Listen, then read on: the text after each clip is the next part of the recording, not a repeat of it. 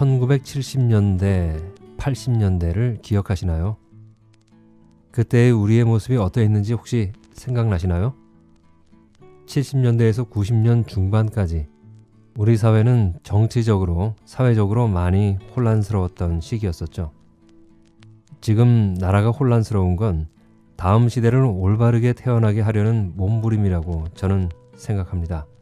하지만 그래도 그 시절은 좀 무섭고 과격한 시대였다고 생각이 됩니다. 수많은 사람들이 정의로운 시대를 만들기 위해 고통을 받던 시대. 그리고 그 정의로운 시대는 너무나 멀리 요원해 보이기도 했던 시대. 오늘 제가 읽어드릴 작품은 그 시대를 살았던 평범한 한 사람의 아픔에 대한 이야기입니다. 사람이 두렵고 이념이 두려웠고 국가가 국민을 두렵게 만들었던 시대의 평범한 사람 이야기입니다. 양귀자 작가의 늪, 여러분과 함께 읽어보겠습니다. 그럼 작품 읽기를 시작하겠습니다. 끝까지 저와 함께 해주세요.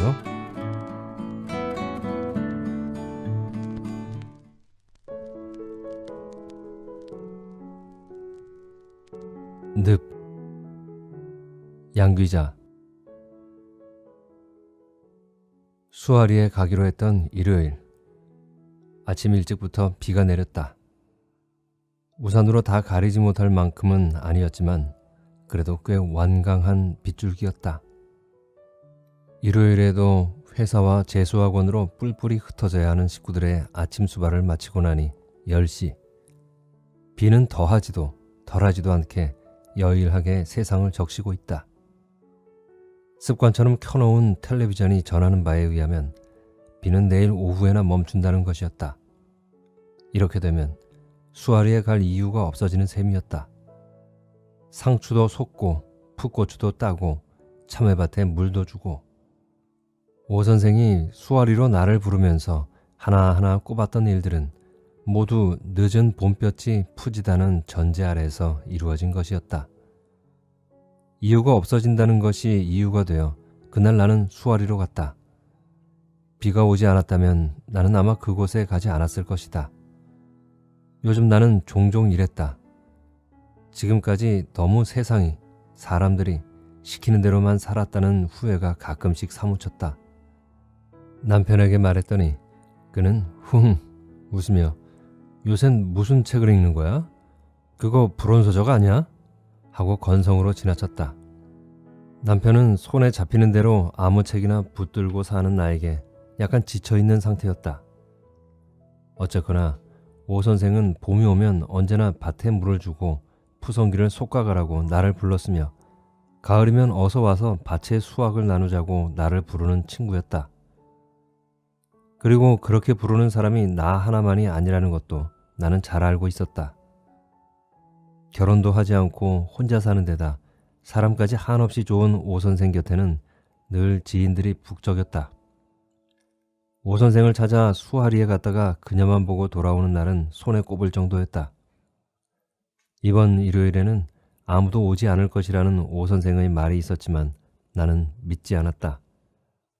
어떻게 오 선생에게 손님이 나 하나뿐인 일요일이 있을 수 있겠는가? 그러면 오 선생이 아니었다. 그러나 아침부터 비가 내렸으므로 풋풋하고 향기로운 푸성기를 노렸거나 오 선생네 마당에서 고기를 구워 먹으며 놀자는 계획을 세웠던 도시의 가족 단위 손님들은 아마도 그 모든 즐거움을 다음으로 미루었을 것이다. 나는 고요하게 비어있는 수아리를 떠올렸다. 비구름에 쌓여있을 나지막한 산봉우리들, 멀리 회색의 하늘이 보이고 비에 젖은 흙냄새 싸하게 풍겨오는 거실 창가에서 오 선생과 함께 노래나 듣다가 돌아올 수 있다면. 젖어있는 늦봄의 수아리는 역시 아름다웠다.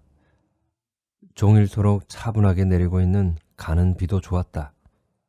그것만으로도 이 세상 모든 것을 용서할 마음이었는데 찔레나무 울타리 밖에서 가만히 들여다본 오 선생 집안은 정녕 고요했다.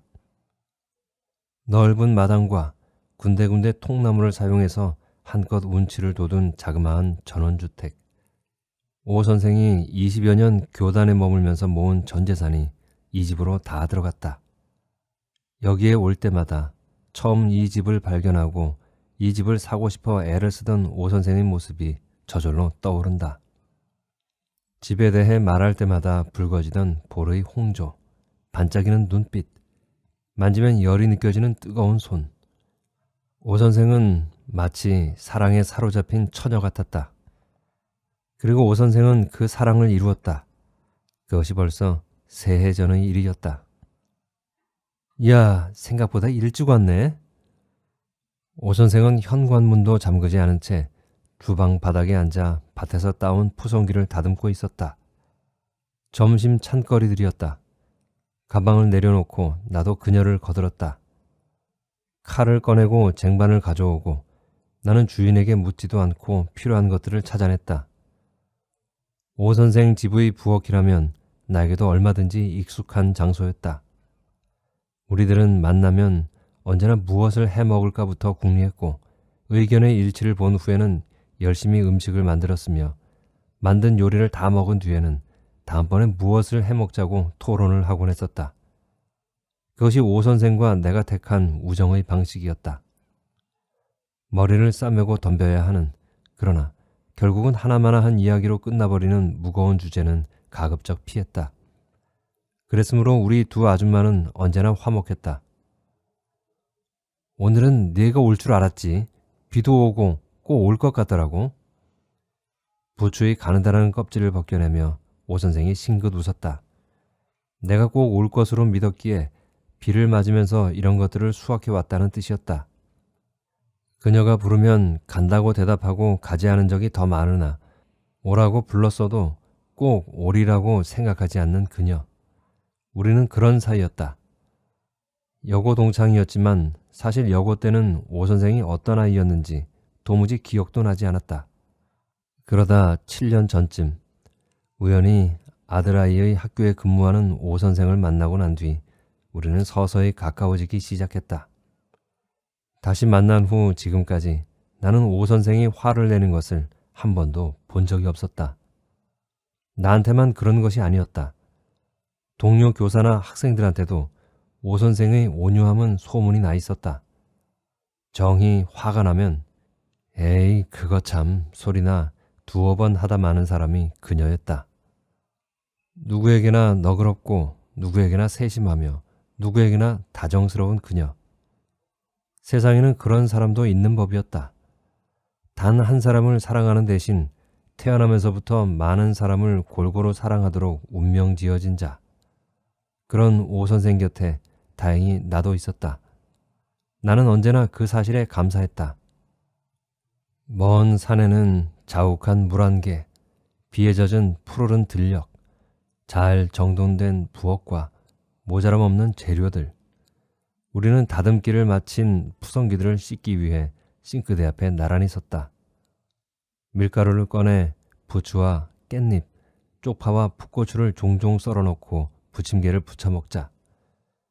냉장고에 바지락도 사다 놓았어. 오 선생이 말했다. 깻잎 조림도 맛있을걸? 씹히는 맛이 나도록 살짝만 조리는 거야. 씻은 깻잎을 한 장씩 가지런히 포개 놓으며 나도 메뉴를 하나 내놓았다. 쌈장부터 만들자. 이것들 섞어서 쌈 싸 먹으면 얼마나 고소한데? 오 선생의 또 다른 제안으로 식단은 대충 짜였다. 먼 곳에서 강아지가 낑낑거리는 소리 말고는 한없이 고요해서 꿈결인가 싶도록 평화로운 비오는 일요일 오후. 우리는 갑자기 배가 고파져서 부지런히 밀가루를 개고 바지락을 씻고 총총총 부추를 잘게 썰었다. 전화벨이 울린 것은 그때였다. 오 선생은 전화의 주인공이 누구인지 확인하고부터 내내 눈을 크게 뜬 채 응대를 하고 있었다. 놀라운 일이 생겼을 때의 그녀 버릇이었다. 나는 긴장했다. 이 근사한 휴식, 이 고즈넉한 평화를 여기서 끝내야 될지도 모른다는 아쉬움 때문이었다. 네? 어디라고요? 혹시 전화하시는 데가 건풍상회 아니에요? 맞지요? 그럼 제대로 오셨어요. 거기가 동네 입구예요. 세상에, 저는 선생님이 귀국하신지도 몰랐어요.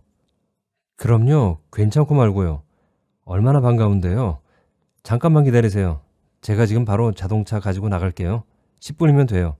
선생님, 비 맞지 마시고 거기 건풍상회 안에서 기다리고 계세요. 오 선생답지 않은 높은 목소리 덕분에 나는 그 전화가 매우 중요한 인물의 출연을 예고한다는 사실을 금방 눈치챌 수 있었다. 무시로 오 선생 집을 들락거리는 가까운 사람이라 해도 좀 무엇한데 거기에 더해 아주 특별한 손님이라면 오 선생은 편치 않은 내 표정을 금방 읽어냈다. 어쩌지? 누가 온대? 미안하다. 정말 생각도 못한 손님이야. 그런다고 지금 가겠다고 나서지는 않겠지? 같이 있어줘. 하기야 어린애처럼 금방 자리를 털고 일어날 수도 없는 일이었다. 게다가 오 선생에게는 아무 잘못도 없었다. 나는 고개를 끄덕였다. 편치는 않았지만 못 견딜 일도 아니었다. 정말 생각도 못한 손님이야 라는 말을 2번씩이나 중얼거리면서 오 선생은 황급히 손님 마중을 나갔다. 오 선생이 나간 뒤 나는 시계부터 보았다. 12시 50분. 아무래도 손님의 점심 식사까지 마련하는 것이 옳을 듯 싶었다. 그렇다면 서둘러야 했다. 나는 집주임처럼 능숙하게 부엌 일을 계속했다. 못생겼지만 연두빛 살결만은 그럴 수 없이 고운 애호박을 썰다 말고 나는 메뉴 하나를 추가하기로 마음먹었다.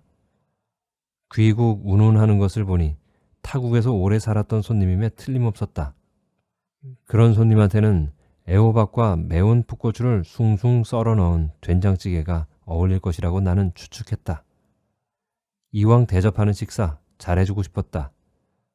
이상한 일이지만 집에서라면 별다른 신명이 날 턱 없는 식사 준비도 남의 집에서는 묘한 감흥이 일곤 한다. 나는 어느새 부엌 일에 빠져들어 그들이 도착하는 것도 알지 못했다. 손님은 남자였다. 덧붙인다면 무어라 형언할 수 없는 메마른 얼굴과 표정을 가진 중년 남자였다. 사람에 관한 이런 첫인상 정말 처음이었다. 빗속을 헤매다 온 사람이었음에도 불구하고 그를 보는 순간 나는 습기라곤 한 점도 남아있지 않아 만지기만 해도 먼지처럼 부슬부슬 분해되고 말 어떤 덩어리를 연상하지 않을 수 없었다. 보통 처음 보는 사람을 대하면 그의 키가 큰지 작은지, 얼굴은 흰지 검은지, 어떤 빛깔의 옷을 입고 머리 모양은 어땠는지 대충 이런 것들 중의 하나를 먼저 일별하게 마련인데, 그리고 그런 것들이 모여서 첫인상을 이루는 것이 당연할 텐데 그의 경우는 전혀 달랐다. 나는 당장 그의 황량하고 메마른 표정부터 주목한 것이었다. 오 선생은 그를 김 선생님이라고 내게 소개했다. 20년 가까이 미국에서 살고 있으며 그가 한국에 있을 때 잠시 같은 학교에 근무한 적이 있다고 덧붙였다. 그리고 나에 대해서는 미처 무엇라고 만류할 사이도 없이 오랜 친구이며 대기업 핵심 간부의 사모님이고 수지 아들을 둔 팔자 좋은 어머니라고 설명했다. 나는 오 선생에게 눈을 흘기며 아니에요, 아니에요 하면서 웃어버렸다. 그러면서도 오 선생이 분위기상 무언가 풍성한 말이 필요하다고 판단한 모양이구나 하고 이해했다. 그런 말은 우리 둘이 있을 때나 오 선생이 즐겨 쓰는 과장법이었다. 돈 모으는 재미보다 자신의 능력껏 일할 수 있는 재미로 살아가는 간부의 사모님이라 이날까지 큰 행복을 누리지 못한 채 오종종하게 살았고, 수재라고는 하지만 고집이 세고 제 주관이 뚜렷해서 엄마 뜻은 아랑곳하지 않고 저 혼자 학과도 결정하고 저 혼자 재수도 결정해서 씩씩하게 공부하는 아들만 하나 둔 덕에 이날까지 작은 행복도 제대로 누리지 못하며 살았다고 늘 불평하는 나를 잘 알면서 맛있는 냄새가 진동을 하는군요. 두 분만의 오붓한 점심 식사를 방해하게 되어서 정말 죄송합니다. 용서하십시오. 내가 사람 좋게 웃어대서 편해진 것일까? 김 선생이란 사람은 첫인상과는 딴판으로 부드럽게 말을 붙여왔다. 그의 예의 바른 말솜씨에 나도 마음이 편해졌다.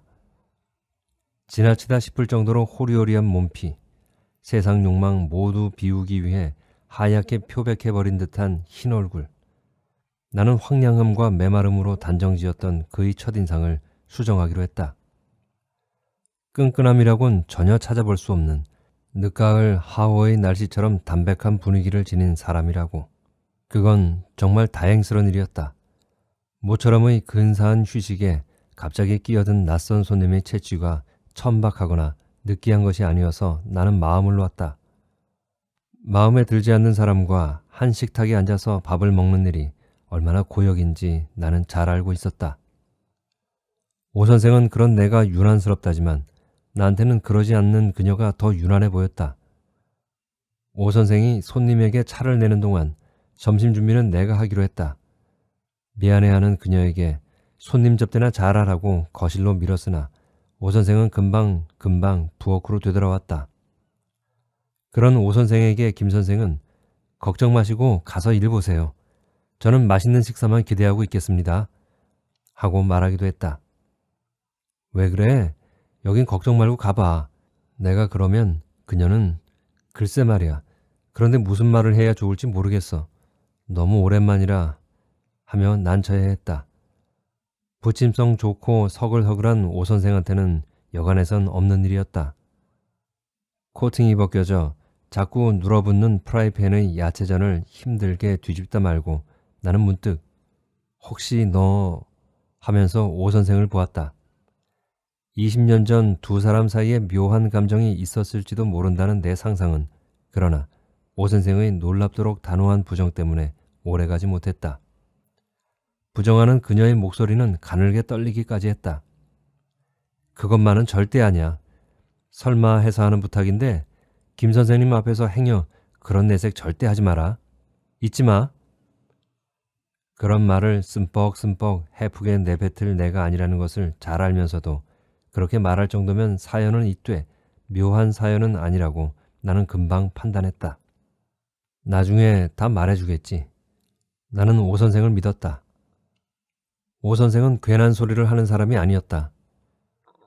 식탁은 점심치고는 진수성찬이었다. 냉장고에 들어있는 밑반찬들까지 모두 꺼냈더니 6인용 식탁이 그득했다. 대단한데요? 그는 진심으로 감탄하는 듯 했다. 별것 없어요. 그렇지만 야채들은 모두 제가 직접 씨 뿌려서 가꾼 것이에요. 시장에서 사 먹는 것하고는 확실하게 맛이 달라요. 오 선생은 자기가 짓고 있는 밭농사의 이모저모를 한껏 명랑한 음성으로 그에게 설명해 주었다. 고추, 열무, 배추, 상추, 쑥갓에 이어 참외와 딸기까지 키우고 있다는 오 선생의 말이 계속되는 동안 그는 희미한 미소를 지우지 않았다. 그 미소가 부슬부슬 모래가루가 흩날릴 것 같은 그의 얼굴에 약간의 물기를 부어주었다. 그러니 비로소 그의 나이가 보이는 듯 했다. 50쯤? 애들은 몇이에요? 된장찌개 냄비를 그 앞으로 밀어주며 내가 물었다. 정성을 들였더니 찌개 맛이 그만이었다. 그가 딸만 둘입니다 했을 때 오 선생의 얼굴에 안도의 빛이 스쳤다. 이제 12, 10살인 딸들은 모두 착하다고 제 엄마를 닮아서 그런 것 같다고 그가 말했다. 이번엔 당연히 부인은 어떤 분이세요? 라는 질문이 나와야 하는데 그렇게 곧잘 박자를 맞춰주곤 하던 오 선생이 웬일인지 모른 채 하고 있어서 하는 수 없이 내가 물었다. 어릴 때 한국을 떠나온 이민 2세대입니다. 그냥 한국에 있었다면 저보다 훨씬 나은 신랑감을 고를 수 있었을 텐데 미국에선 워낙 신랑감이 귀하다 보니. 질문은 하지 않았으면서 김 선생의 답변은 한마디도 놓치지 않으려고 눈을 반짝이던 오 선생이 신랑감이 귀해요? 라며 그제야 한마디 거들었다. 지금은 많이 달라졌을 테지만 20년 전의 교포사회 결혼 풍속에 대한 김 선생의 이야기는 흥미로웠다. 결혼 정년기의 총각들이 교포 처녀들을 외면하고 신부감을 한국에서 공수해온다는 것. 상대적으로 교포 처녀들은 신랑감이 부족해 애를 먹는다는 것. 그러다 보니 결혼들이 대체적으로 급히 이루어져서 이혼율도 높다는 등등의 이야기였다. 점심 식탁에서 나눌 수 있는 담소로서는 무난한 화제이기도 했다. 미국 가서 5년 지내고 결혼했어요. 내가 아르바이트로 일했던 햄버거집 딸이었고요. 무던해요. 말도 별로 없고 지금 우리 부부도 햄버거 가게를 하는데 저보다 일을 더 잘합니다. 손바닥에 자잘한 애기 상추들을 연화문장 올려놓고 쌈장을 뜨던 그가 우리를 둘러보며 이런 된장 맛은 20년 만에 처음입니다. 거기 살면서 많이 느꼈지요. 아, 내가 참 된장을 좋아했던 사람이구나 하고요. 라고 말했다. 그럴 거라고. 다른 사람은 몰라도 된장만큼은 외국에서 제 맛을 보기 힘들 거라고 우리 두 사람은 고개를 끄덕였다. 그는 대체적으로 모든 음식을 다 잘 먹었다.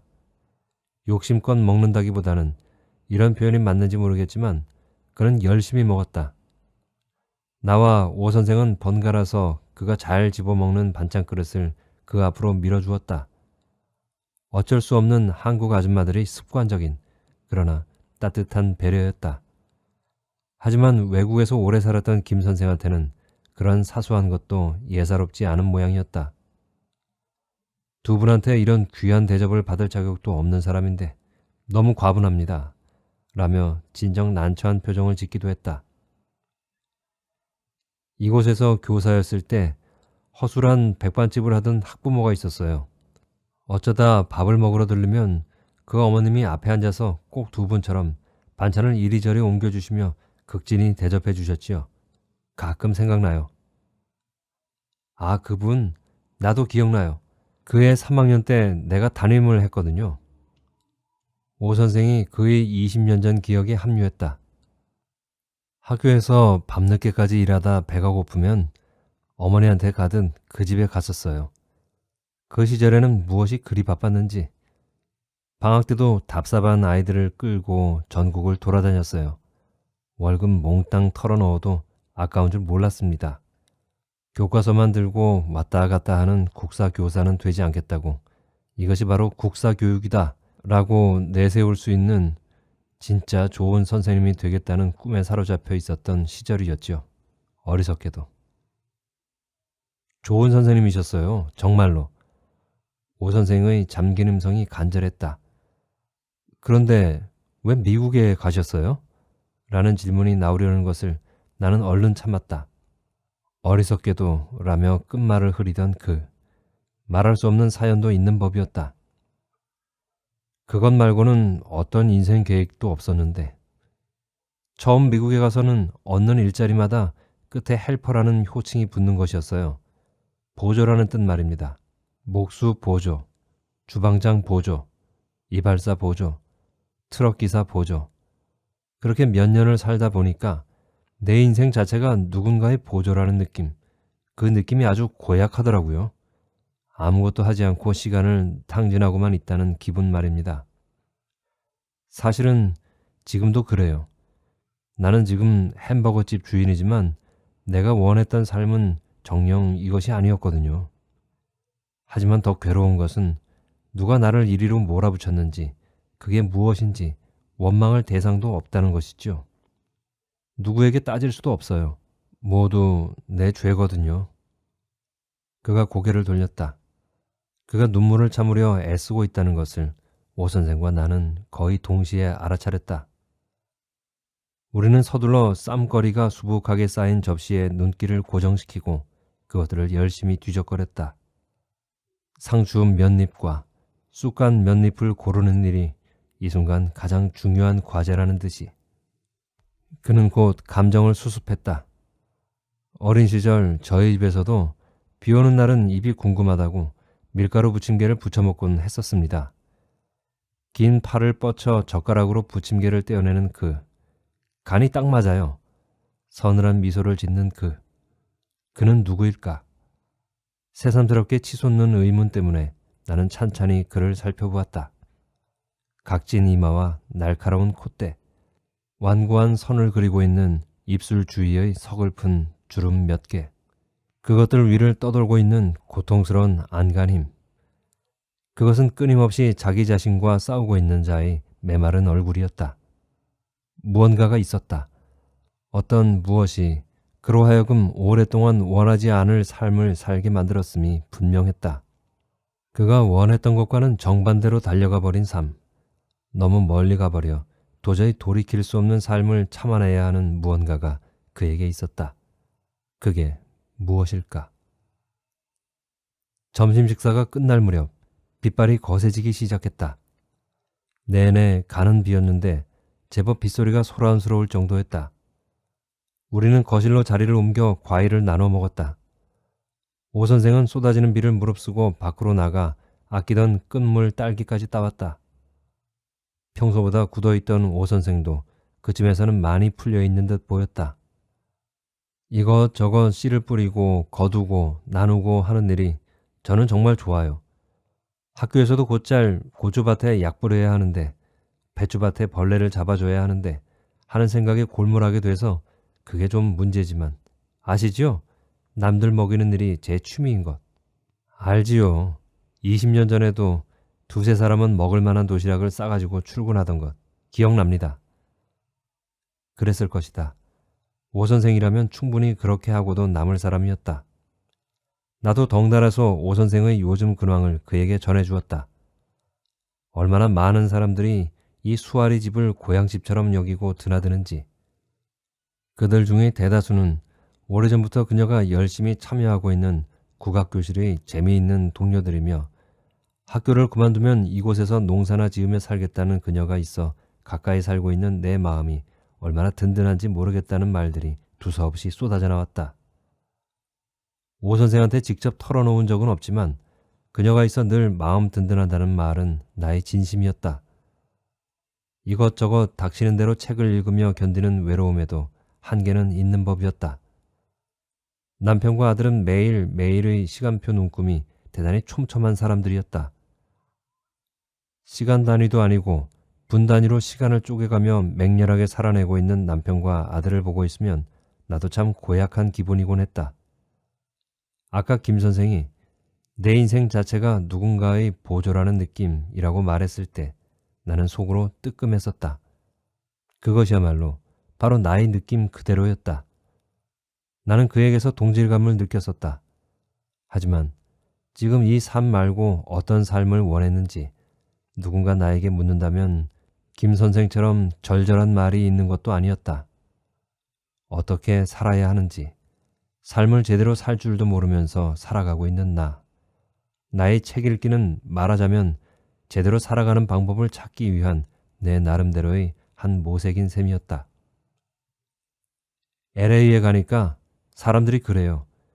LA에 한인들이 많은 이유가 알고 보면 아주 우습다고요. 거기가 거리상으로 한국과 가장 가까워서 교포들이 그 도시를 못 떠난다는 것이랍니다. 대부분 한국이 싫어서 떠나왔다고 말하면서 저도 처음엔 그들을 이해하지 못했어요. 김 선생의 햄버거 가게는 아까 듣기로 LA 근방이라고 했었다. 그렇다면 결국 그도?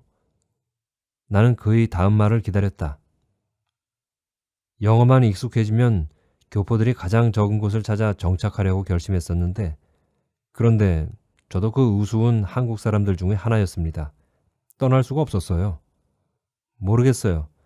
외로움이 제일 두렵긴 했어요. 그래서 결국 결혼도 한 셈이지만 그러나 그게 전부는 아니었던 것 같습니다.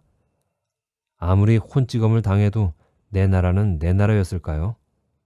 국가가 무엇인지, 조국이 무엇인지 그곳에 살면 오히려 그런 생각을 더 많이 하게 돼요. 안타까운 표정으로 김 선생의 말을 듣고 있던 오 선생이 혼잣말처럼 중얼거렸다. 20년 전하고는 그때에 비하면 참 많이 변하셨어요. 갓 부임해서 김 선생님 처음 보았을 때 얼마나 씩씩하고 믿음직해 보였는데요. 교무회의에서나 어디서나 용감하게 말씀도 잘하시고 김 선생이 쓸쓸하게 웃으며 비 내리는 하늘을 올려다보았다. 변했지요. 변하지 않을 수 있었겠어요? 어쩌면 20년 전과는 정반대로 살려고 애썼던 나날이었는지도 모르겠습니다. 그도 오 선생처럼 혼잣말로 중얼거렸다. 잠시 어색한 침묵이 흘렀지만 둔하게 굴고 싶지 않아 나는 가만히 그들 사이에 오고 가는 대화를 듣고만 있었다. 미국에 가서 가장 듣기 괴로웠던 질문이 무엇이었는 줄 아십니까? 처음 만나는 사람마다 나한테 던지는 질문. 한국에서는 무슨 일을 하셨냐고. 그 질문이 참 견디기 힘들었어요. 그냥 놀다 왔다고 그랬습니다. 내가 과거에 교사였다는 걸 빨리 잊고 싶었으니까. 어쩌다 큰 누님이 무심코 선생님이었다고, 중학교 선생님이었다고 그곳 사람들에게 말하는 것을 듣게 되면 얼마나 화가 나던지요. 마구 소리를 지르고 화를 내고, 과거에 교사였다는 것을 잊고 싶었다는 그의 말이 다시 내 마음에 새겨졌다. 그에게 무슨 일이 일어났던 것일까? 무엇이 그로 하여금 과거를 지우게 만들고 싶었을까? 그때 먼 곳에서 우르릉 산 무너지는 소리가 들렸다. 천둥 소리였다. 하루 종일의 비로도 모자라서 이제부터 한층 본격적으로 쏟아질 모양이었다. 그러셨을 거예요. 그러셨을 거예요. 천둥 소리도 못 들었는지 고개를 푹 숙인 오 선생은 그렇게 웅얼거리며 죄 없는 참외 껍질만 툭툭 분지르고 있었다. 착한 오 선생은 지금 몹시 마음이 아픈 듯했다. 가만 놓아두면 무릎에 얼굴을 묻고 흑흑 흐느껴 울 것 같았다. 밤새 쏟아질 것 같은데요? 김 선생이 분위기를 수습하려는 듯 화제를 비로 옮겼다. 내일 오후까지 온댔어요. 내가 일기예보를 전해주었다. 그 말에 화답이나 하듯 이번에는 눈앞으로 번쩍 흰 빗줄기 하나가 스쳐갔다. 번개까지 치고 있는 것이었다. 나도 모르게 자리에서 일어나 걱정스러운 얼굴로 창밖을 살피고 있으려니 등 뒤에서 나직한 오 선생의 목소리가 울렸다. 그렇다고 20년 동안 한 번도 돌아오시지 않으셨어요? 김 선생님 잘못도 아니었는데, 그렇게까지 하실 필요가 없었는데. 아닙니다. 그 일은 제 잘못이었지요. 말이 독이라는 것을 몰랐던 제 죄가 커요. 이제 와서는 다 쓸데없는 일이지만 그때 내가 다르게 말하고 다르게 행동했다면 하는 후회 때문에 몇 년간 잠을 못 이루었습니다. 밤에 잠드는 일이 얼마나 두려웠는지, 한밤중 자다 깨면 엉엉 소리쳐 울고 싶을 만큼 지독하게 무서웠어요. 미안해요. 오 선생님 댁에 와서 마음이 편해지니까 어린애처럼 별말을 다 하는군요. 용서하세요. 하지만 지금은 괜찮습니다. 살다 보면 천둥도 울고 번개도 치고 다 그런 것이라는 생각을 요새는 많이 해요. 거역할 수 없는 어떤 힘, 그런 것이 내 삶을 후려치고 갔다고, 싫어도 받아야 하는 숙제 같은 것이었다고 생각합니다. 두 사람만이 알 수 있는 대화의 내용이 어느 정도 끝나가는 것 같아 나는 그쯤에서 내 자리로 돌아왔다.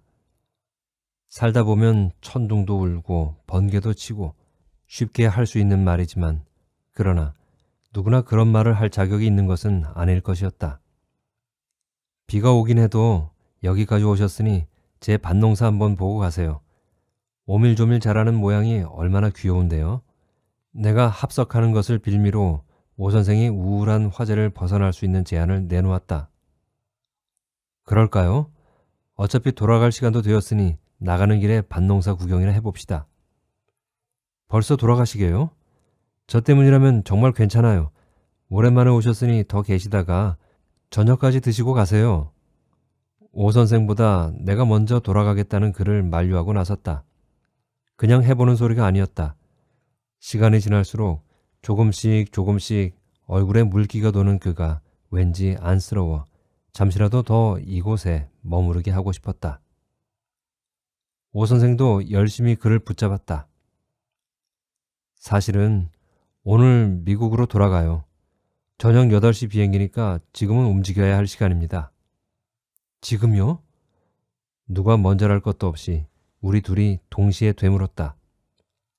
밤 비행기를 탈 사람이 지금까지 여기에 흔연스럽게 앉아 있었다는 사실이 믿기지 않아서였다. 마흔도 훨씬 넘긴 두 여자가 똑같이 입을 벌리고 놀라는 모양이 어지간히 우스웠던지 그가 이곳에 와서 처음으로 소리내어 짧게 웃었다. 보름 머무는 동안 친구들 집에서 며칠 신세지고는 쭉 여관에 있었습니다. 부모님은 돌아가신 지 오래고 누이들은 모두 미국에 모여 살거든요. 먼 친척들이야 몇 있지만 가고 싶지 않아서. 그래서 아침에 짐 다 꾸려 여관을 나왔다는 것이었다.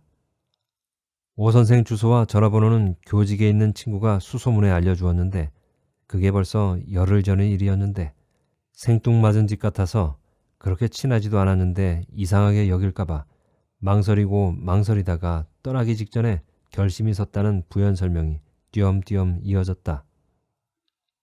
그럼 가방은 어딨어요? 오 선생이 물었다. 건풍성이라고 그랬습니까? 거기다 맡겼으니까 나가서 택시 잡은 다음 찾으면 돼요. 가방 들고 오면 오 선생님 부담될까봐 전화하면서 미리 맡겼습니다. 김 선생은 아무 걱정 말라고 지금 움직이면 충분하다고 말했다. 시간은 오후 4시 40분. 2시간 전에 도착해서 수속을 밟으려면 그리 충분한 시간도 아니었다. 정으로 만류해서 될 일이 아니라는 것을 깨달은 우리는 그때부터 서둘기 시작했다. 냉동실에 김이 있어. 멸치도 좀 있을 거야. 다른 게 있나 내가 찾아봐. 드릴 게 없어서 어쩌니? 오 선생이 내 귀에 속삭였다. 역시 우리는 친구였다. 나도 20년 만에 고국에 왔다가 돌아가는 그에게 무언가 주고 싶다는 생각을 하고 있었다. 나는 급히 부엌으로 가고 두 사람은 밭으로 나가고 내가 오 선생의 냉장고를 뒤져 보낼 만한 것을 찾아 비닐봉투에 꼼꼼하게 꾸리는 사이 두 사람은 비 오는 바깥에서 우산을 쓴 채 밭을 둘러보면서 그렇게 20분쯤이 훌쩍 흘렀다. 택시는 필요 없어요. 제 차로 가시면 돼요. 걱정 마세요. 절대로 늦지 않게 공항까지 모실 테니까. 밭에서 들어온 오 선생이 옷을 갈아입기 위해 안방으로 뛰어들며 소리쳤다. 제발 그러지 마십시오. 큰 길까지만 태워주세요. 택시가 있잖아요. 김 선생도 안방을 향해 목소리를 높였다. 그 사이 나도 얼른 비닐봉투와 신장 위의 오 선생 자동차 열쇠 등을 챙겼다. 자, 가자. 오 선생은 집 지킬 생각을 하고 있는 내게 당연하다는 듯 재촉했다. 나도? 그래. 갔다 오는 길에 너네 집에 내려줄게. 혼자 우두커니 있으려면 심심하잖아. 하긴 그랬다. 나야 핸드백과 우산만 주워들면 준비 끝이었다. 서두르지 마세요. 아까 올 때 사람들한테 물어봤는데 여기서는 39번 도로를 타면 금방 김포공항이랬어요. 천천히 하십시오. 괜히 저 때문에 불편만 끼쳐드리고 정말 죄송합니다. 김 선생은 진정으로 미안해 어쩔 줄 모르는 표정이었다. 그래도 천둥에 번개까지 치는 험상궂은 날씨를 생각하면 느긋할 수 없었다. 삽시간에 준비를 마친 우리 세 사람은 모두 오 선생의 낡아빠진 자동차에 몸을 실었다. 나는 앞좌석에, 그는 뒷좌석에 자리를 잡기 무섭게 오 선생이 큰 목소리로 모두들 안전벨트 매세요. 명령입니다. 하고 외쳤다. 그래놓고 오 선생 자신도 나도 그도 모두 한바탕 크게 웃었다. 좁은 차 속에 함께 모여 앉아서 우리는 집에서와는 다른 강한 친밀감을 느꼈다. 모두 형제 같다는 느낌. 오늘이 처음이 아니라 오래전부터 이렇게 함께 모여 있었다는 기분. 빗속을 뚫고 힘들게 달리는 차 속에서 나는 불현듯 가슴이 뜨거웠다. 건풍상회 앞에서 잠깐 멈춰 그가 맡긴 가방을 찾은 다음부터 오 선생은 자신이 습득한 운전에 관한 온갖 기량을 다 펼쳐 보여야만 했다. 쏜살같이 달리는 앞뒤의 차들, 그 차들이 쏟아붓고 가는 물벼락, 1m 앞의 시야도 확보하기 곤란할 정도의 폭우, 습기로 부옇게 흐려져 있는 앞유리창, 머리 위에서 직각으로 쳐대는 듯한 야단스러운 번개와 천둥까지. 도로 사정은 생각보다 훨씬 악조건이었다. 비행기가 뜰지 모르겠어요. 오 선생이 말했다. 언젠가는 뜨지요. 좀 늦어질지는 모르지만. 뒷좌석의 김 선생이 대답했다. 모든 말을 의미심장하게 해석하길 좋아하는 나는 김 선생의 그 말도 마음에 새겨두었다. 쉴 새 없이 가슴을 두들겨 대고 있는 빗소리와 함께. 그리고 다시 오 선생의 물음. 공항에는 누가 나오나요? 비행기 시간을 아는 사람은 여기 있는 세 사람뿐인걸요.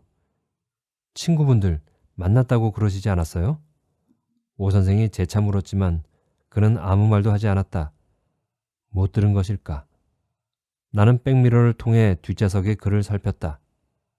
그는 손바닥으로 차창에 낀 습기를 문대가며 밖을 내다보고 있었다. 밖은 온통 물투성이이고 그걸 바라보는 그의 얼굴은 처음 봤을 때처럼 물기 하나 없이 건조하고 황량했다. 우리는 그런 그를 내버려 두었다. 자동차는 빗속을 헤치며 열심히 달려갔다. 그래봤자 시속 60km도 내지 못하는 빗길이었다. 게다가 비 때문에 어둠도 빨리 내려왔다. 자욱한 어스름 속으로 얼마나 더 달렸을까. 김포공항 8km라고 씌어있는 스쳐가는 팻말이 보였다. 그때 시간이 6시 정각. 이젠 됐어. 다 온 거야. 내 말에 오 선생이 고개를 끄덕이며 왼손으로 자동차 지붕을 가리켰다. 비도 많이 약해졌어. 그러고 보니 언젠가부터 차 속을 가득 채웠던 빗소리가 좀 물러나 있었다. 한바탕 총탄이 퍼붓는 전장을 뚫고 나온 기분이야. 허리를 쭉 펴며 오 선생이 작은 목소리로 내게 말했다. 그랬을 거야. 운전을 할 줄은 모르지만 운전하는 자의 괴로움에 대해서는 누구보다도 잘 안다고 자부하는 나의 진심 어린 긍정이었다. 그리고 그때 여태 고요히 침묵 중이던 김 선생이 입을 열었다. 서울 정말 많이 변했어요. 예전 모습도 흔적도 없이 사라졌다고 할 만큼 변해버렸어요. 그럼요. 20년 만인데. 오 선생은 서울에 살고 있는 자기도 어디가 어딘지 모를 정도라고 덧붙였다. 그런데 훈이 집은, 훈이 동네는 조금 더 달라지지 않았어요. 거짓말처럼. 훈이? 되묻던 오 선생이 갑자기 입을 다물었다. 사실은 서울에 있는 동안 훈이 집에 두 번 갔었습니다. 모르겠어요. 내가 왜 거기를 갔는지. 다 변해서 못 찾을 줄 알았는데 20년 전 기억 그대로 고스란히 그대로 있는 거예요. 가라앉은 김 선생의 음성이 나직나직 훈이 집 풍경을 그려내고 있을 때 오 선생은 숨조차 죽인 듯 보였다. 나도 긴장했다. 거기 아직도 훈이 식구들이 살고 있는지 나는 전혀 모릅니다. 어쩌면 그 일 이후 바로 이사를 갔겠지요. 그런 것은 아무래도 좋았습니다. 나는 무작정 그 동네를 찾아갔습니다. 그리고 깜짝 놀랐지요.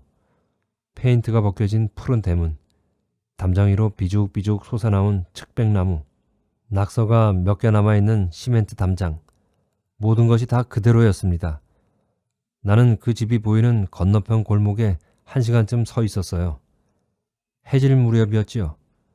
아무도 드나들지 않는 훈이 집. 그래요. 나는 1시간쯤 그냥 석양 속의 그 집만 바라보다가 돌아왔어요. 갈라진 음성, 말 중간중간 답답한 듯 내뱉는 큰 숨소리. 그가 어려운 말을 하고 있다는 느낌이 손에 잡힐 듯 전해와서 나는 꼼짝도 할 수 없었다. 잠시 후 그가 끊었던 말을 이었다. 그리고 사흘 뒤에 또 견딜 수가 없어서 그 동네에 다시 갔지요. 그땐 밤이었습니다. 두 번째 가보니까 20년 전 기억이 더욱 선명해지대요. 훈이가 밀고 나오던 푸른 대문, 훈이가 눈물 떨고 서 있던 저 자리. 그 일 있고 난 직후에 훈이를 만나러 왔었거든요. 어두우니까 더욱 선명해지는 기억. 그런데 집안에 누군가 있었어요. 방 하나에서 불빛이 새어나오더군요.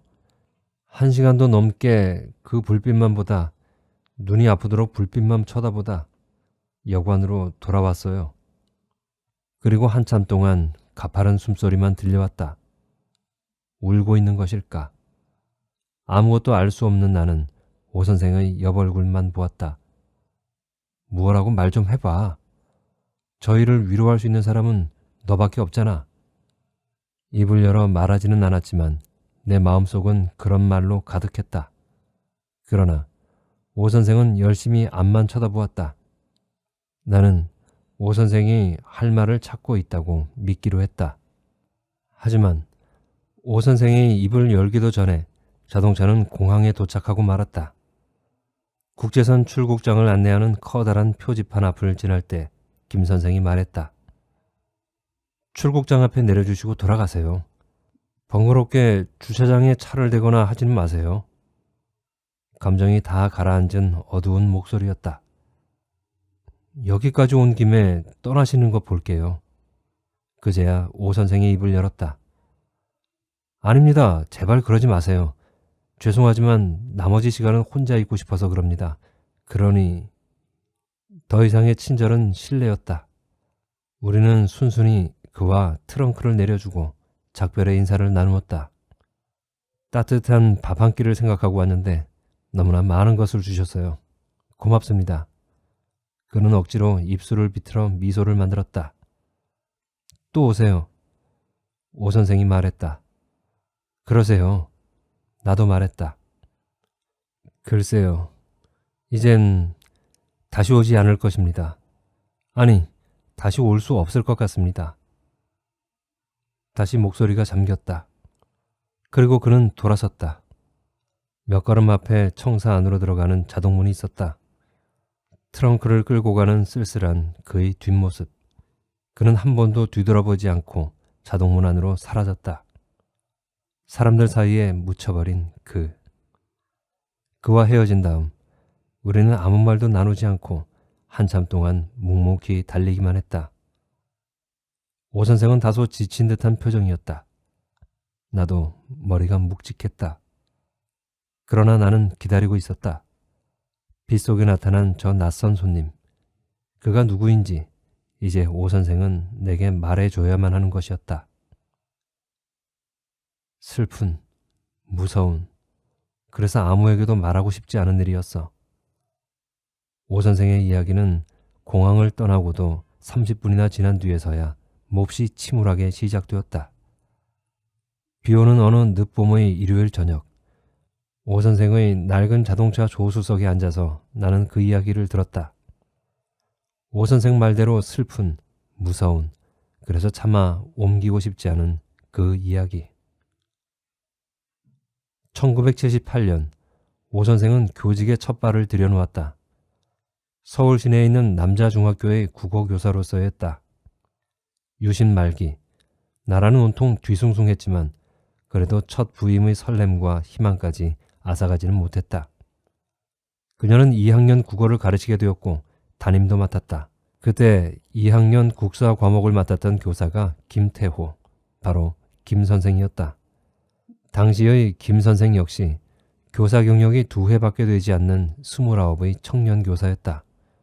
전부 6학급이었던 2학년 담임 중에서 미호는 오 선생과 김 선생뿐이었고 젊었던 만큼 아이들에게 열중할 수 있는 나이여서 두 교사는 학생들에게 인기가 있었다. 기억하기로 김 선생은 거침없는 언변과 불의에 굽히지 않는 소신이 있었다. 교무회의에서도 상급자들이 싫어하는 발언을 자주 했으며 태만하고 불성실한 동료들과의 마찰도 종종 있었다. 말하자면 김 선생은 옳지 못하다라는 판단이 서면 그냥 보아 넘기지 못하고 꼭 한마디는 짚고 넘어가야 직성이 풀리는 성격이었다. 그와는 정반대의 성품을 지녔던 오 선생은 그런 김 선생이 언제나 경이로웠다. 하지만 너무 심하다는 생각은 한 번도 하지 않았던 것을 보면 김 선생이 그렇게 유별난 교사는 아니었음이 확실했다. 그러나 시절이 너무 수상했다. 75년 5월 군사정권은 민주화 투쟁을 결정적으로 몰아붙일 수 있는 마지막 수단으로 긴급조치 9호를 공표했다. 오직 침묵과 굴종만을 요구하는 무소불위의 권력이 담긴 법이었다.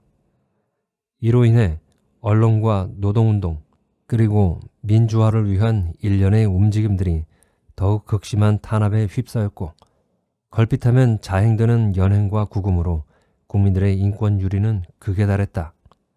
게다가 대학가는 교수 재임용제도와 군사교육 문제로 77년부터 다시 술렁이고 있었다. 민주회복과 학원 자유를 외치는 유혈 시위가 날마다 되풀이되는 가운데 참담하게도 대학 캠퍼스는 중앙정보부 요원과 사복형사, 전투경찰대들이 상주하는 곳이 되어버렸다. 78년 그 해에는 마침내 침묵하던 교수들이 입을 열면서 지식인들의 민주화 투쟁이 가열되던 시기였다.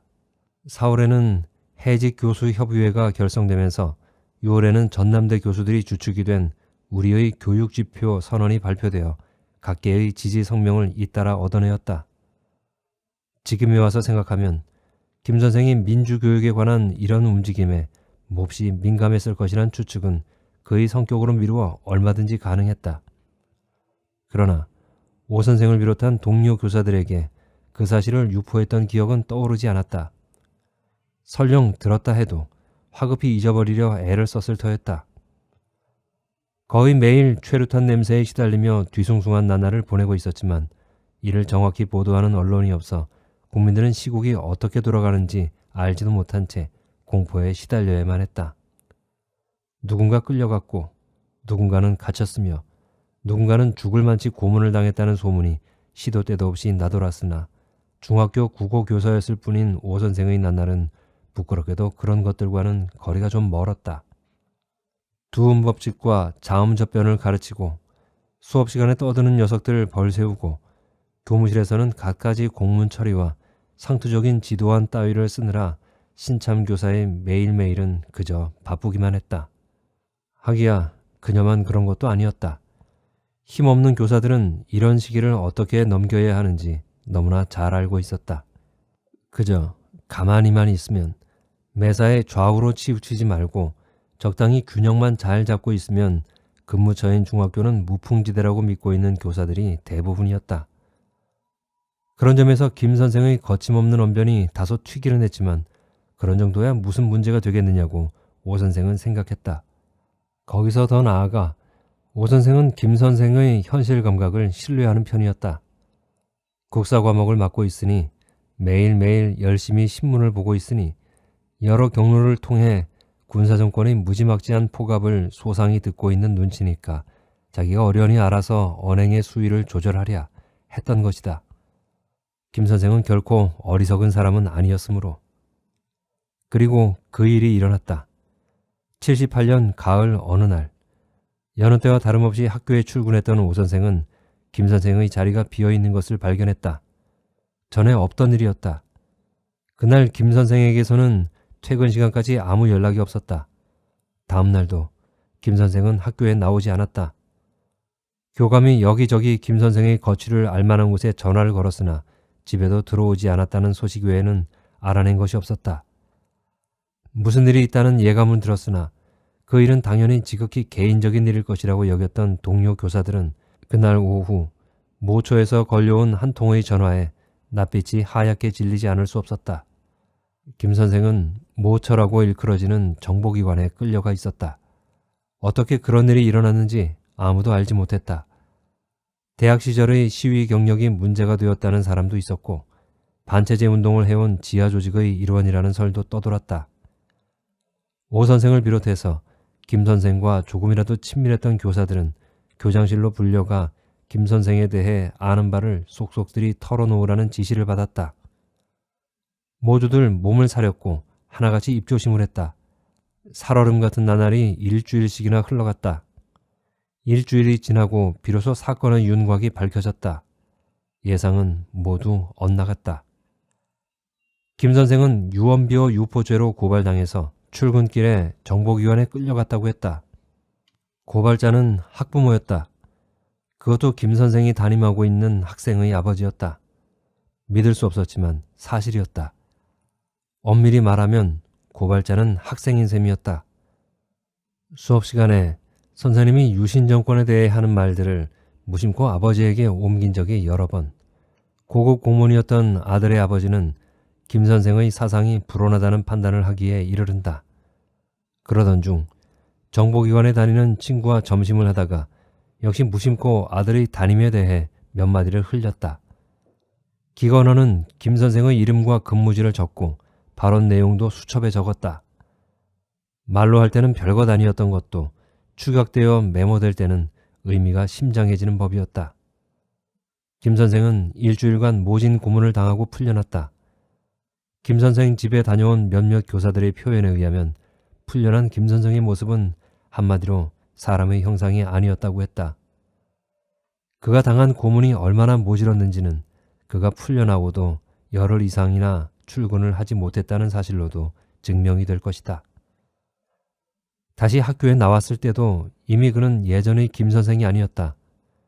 왼쪽 다리는 질질 끌고 있었고 붓기가 빠지지 않은 채의 얼굴은 한없이 몽롱했다.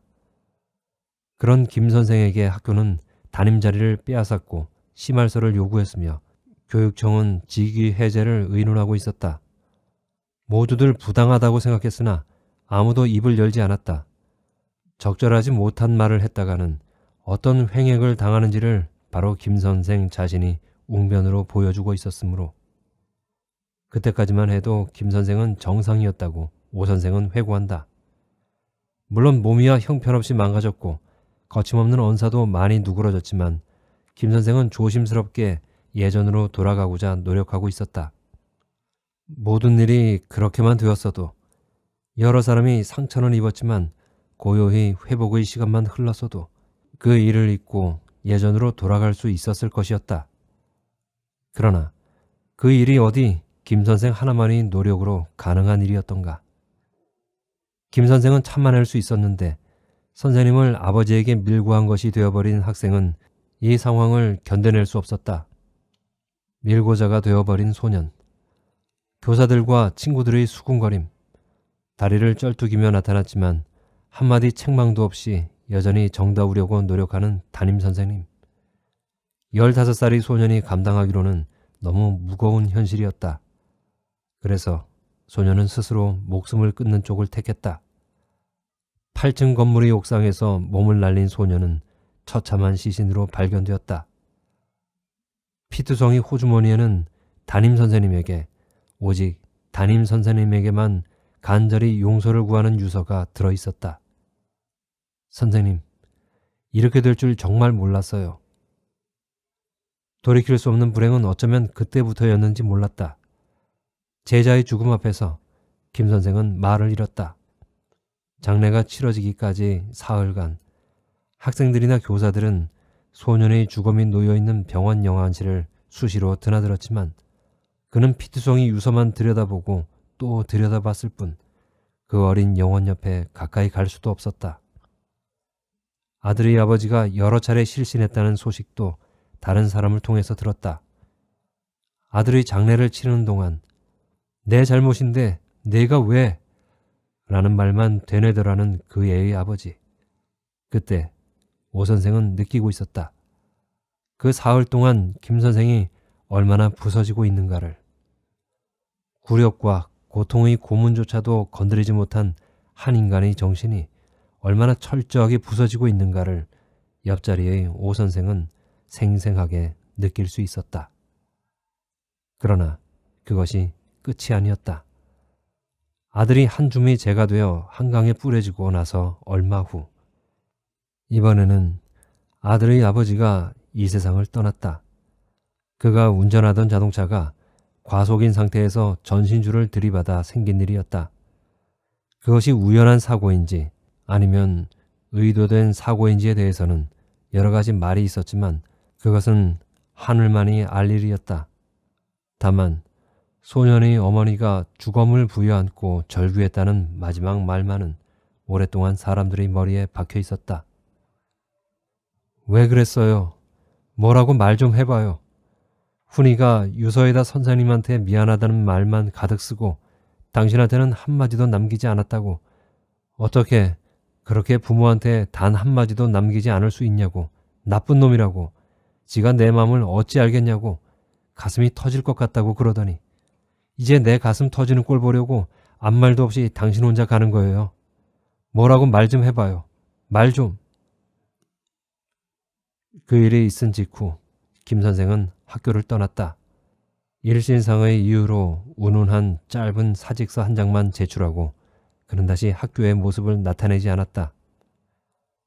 오 선생이 그녀 특유의 따스한 성품을 이기지 못해 여러 번 전화를 했으나 김 선생과의 통화는 한 번도 이루어지지 않았다. 가족들은 그가 병원에 있다고만 했다. 병명은 일러주지 않았다. 다른 선생이 전화를 하니까 극심한 불면증으로 시달리고 있다는 설명은 있었다고 했다. 무심한 고발과 느닷없는 연행, 그리고 연달아 이어진 죽음의 사건들은 그렇게 끝이 났다. 마치 한바탕의 검은 회오리 바람에 휩쓸렸다가 간신히 빠져나온 기분이었다고 오 선생은 그 당시를 회상했다. 두 번 다시는 휩쓸리고 싶지 않은 미친 바람. 그리고 1년 뒤 오 선생은 뜻밖의 전화를 한 통 받는다. 김태호라는 이름을 듣는 순간 오 선생은 자신도 모르게 몸을 떨었다고 했다. 낮고 침울하긴 했지만 틀림없는 김 선생이었다. 그는 오 선생에게 자신의 재직증명서를 떼어줄 수 없느냐는 부탁을 했다. 어떤 일에 그 서류가 필요하다고 했다. 재직증명서를 전달해주기 위해 그녀는 김 선생을 만났다. 시내의 한 커피숍. 신문마다 대통령 시해 사건의 속보들이 대문짝만하게 실리던 무렵이었으니 79년 11월 초순의 어느 일요일이었다. 처음에 그녀는 김 선생을 알아보지 못했다. 1년 사이에 한 인간이 그처럼 변할 수도 있다는 사실이 도저히 믿어지지 않을 만큼 김 선생은 허물어져 있었다. 그날 김 선생은 자신이 미국 이민 수속을 밟고 있다고 말했다. 미국에 살고 있는 큰 누이가 초청하는 형식이었다.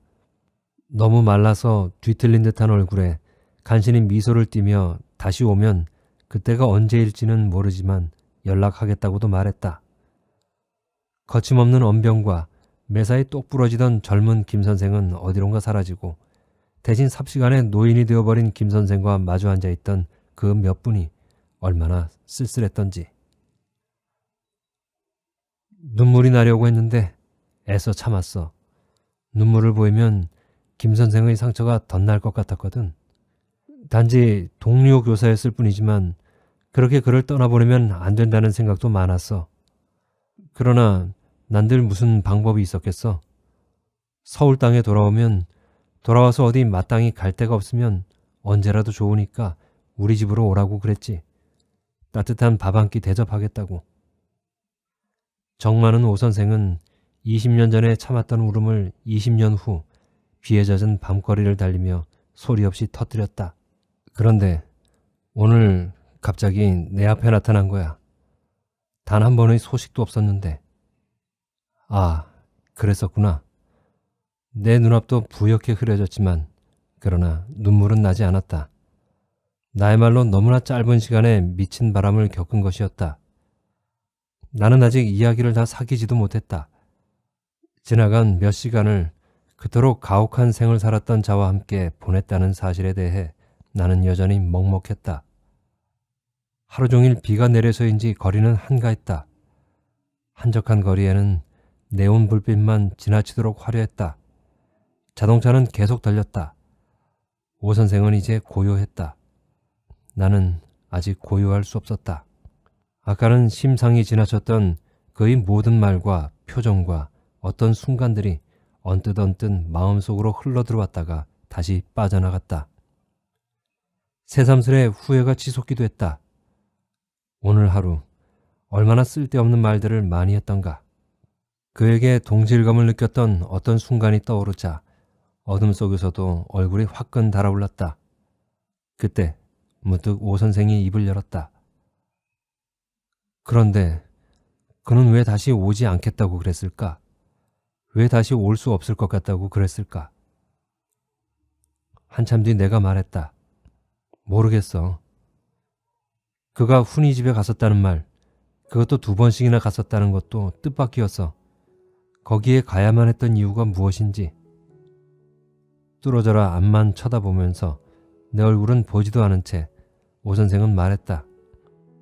이번에도 역시 나는 그녀에게 해줄 말이 없었다. 오 선생도 내 대답을 원하는 것은 아닐 것이었다. 우리는 다시 생각에 잠겼다. 이제 자동차는 서서히 도심을 벗어나 내가 사는 동네 쪽으로 접어들고 있었다. 어둠은 더욱 짙어졌고 자동차 불빛이 스칠 때만 잠깐씩 드러나는 가로수의 행렬은 쓸쓸했다. 버스 정류장을 향해 총총 급한 걸음을 옮기고 있는 행인들. 비오는 거리를 비틀비틀 걷고 있는 남루한 취객의 구부정한 허리. 어둠침침한 가게에 앉아서 지루한 시선으로 바깥을 내다보고 있는 노파. 이 모든 것들이 몇 년째 보아와 눈에 익은 우리 동네 거리의 풍경들이었다. 자동차에 실려 집으로 가면서 그 낯익은 거리를 찬찬히 바라보다 말고 나는 문득 그가 다시는 이 땅에 오지 않겠다고 한 이유를 알 것 같은 기분에 휩싸였다. 그것이었을까? 20년 만에 겨우 용기를 내어 찾아왔지만 그랬지만 그 용기를 무참히 꺾어버리고만 삶의 가혹한 법칙, 그것을 알 것 같았다. 그러나 나는 그 생각을 내 친구 오 선생에게 말하지 않았다. 말할 수가 없었다.